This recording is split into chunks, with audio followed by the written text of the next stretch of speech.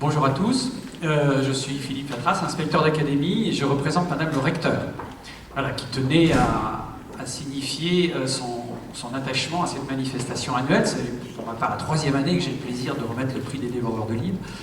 Et je voulais juste dire aux élèves qui sont ici que finalement ils ont beaucoup de chance. Ils ont la chance d'abord de vivre où ils vivent, dans un département, dans une ville qui sont très engagés autour de la lecture. On vient d'en avoir des témoignages.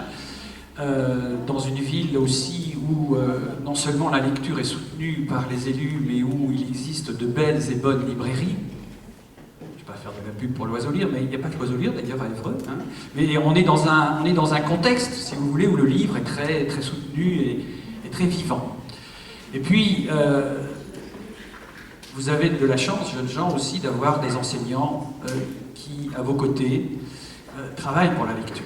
Hein, des enseignants qui se sont donné la peine de vous inscrire à ce concours, de vous y faire participer, de vous y préparer. Et je tiens ici à les en remercier. Et puis, vous avez la chance extraordinaire de vivre ce moment que tout lecteur rêve de vivre, rencontrer un auteur. Parce que les auteurs, quand on est lecteur, c'est une entité très mystérieuse, très secrète, très cachée. On ne sait pas trop à quoi ça ressemble, un auteur d'ailleurs. On a très envie de les rencontrer et de leur poser plein de questions. Alors vous qui êtes dévoreurs de livres, vous avez plusieurs auteurs.